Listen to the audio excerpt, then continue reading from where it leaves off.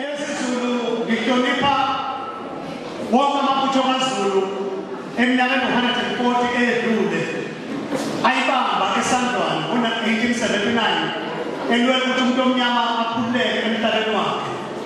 Inkosi eyibusa ngaleso sikhathi inkosi uCetshwayo sekuphelile yalo 140 uZulu aqoba amangisi esandlwana.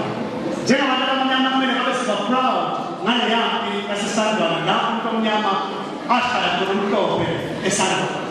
Awushayiko amabutho kaZulu esandlwana.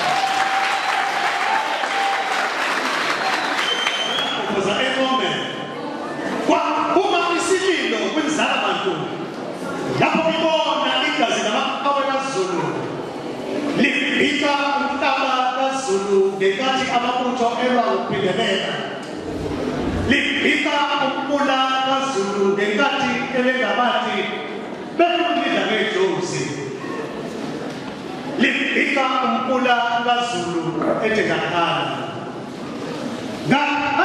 Lapho khona iy'nkomo zakithi kwaZulu zithathwa ngo-1879. Lapho khona amabutho kaZulu ngo-1838 eNgome eshaywa ephindelela ngomhlophe.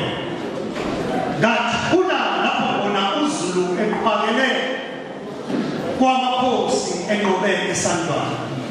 Sibuyile isithunzi sakithi, kubuyile okwakithi.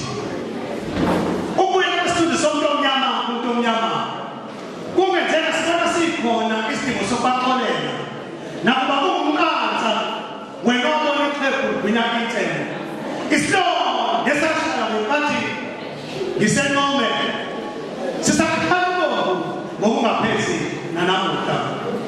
Wohe kazi umbhoko olwathathwa esandleni sikaZulu ngo-1838 eNgome luyobulanini ngoba ngibabona abamhlophe besadololozela ngalo emhlabeni wakithi abangafuni ukubuyisa. Sibuyile isithunzi sakithi, kubuyile okwakithi.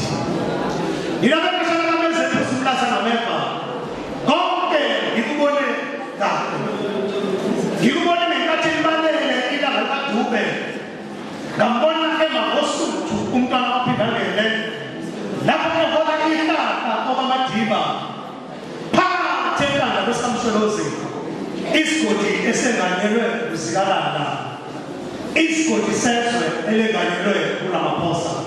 Sibuyile isithunzi sakithi, kubuyile okwakithi.